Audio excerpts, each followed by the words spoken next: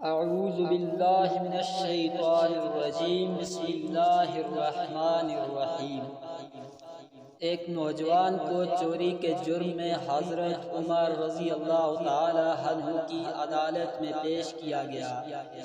جب تفتیش کرنے پر اس نوجوان کا جرم ثابت ہو گیا تو آپ نے شرع کے مطابق ہاتھ کاٹنے کا حکم صادر فرما دیا۔ وہ نوجوان فریاد کرنے لگا اور رونے لگا، معافی کا طلبگار ہوا کہ یہ میری پہلی چوری ہے، میں آئندہ کبھی بھی چوری نہیں کروں گا۔ حضرت عمر فاروق رضی اللہ عنہ نے فرمایا، تم غلط کہتے ہو، تم نے اس سے پہلے بھی کئی چوریاں کی ہیں۔ آخر اس نوجوان کو اس بات کا اقرار کرنا پڑا کہ واقعی اس نے چوری کی ہے۔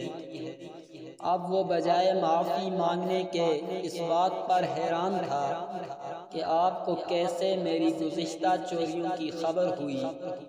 اس نے حیرانگی کے عالم میں پوچھا، اے امیر المومنین، میری گزشتہ کی ہوئی چوریوں کا علم میرے اور اللہ تعالی کے سوا کسی کو معلوم نہیں، آپ کو اس بات کی اطلاع کس طرح ہوئی؟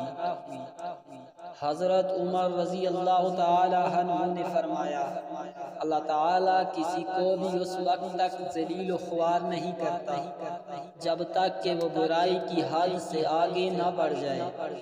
سبحان اللہ، یہ ہے وہ عمر فاروق رضی اللہ عنہ جن کو دیکھ کر شیطان بھی اپنا راستہ بدل لیتا ہے، اور ہمارے نبی اکرم صلی اللہ علیہ وسلم نے فرمایا، اگر میرے بعد کوئی نبی ہوتا تو عمر ہوتا، وما علینا الا البلاغ المبین۔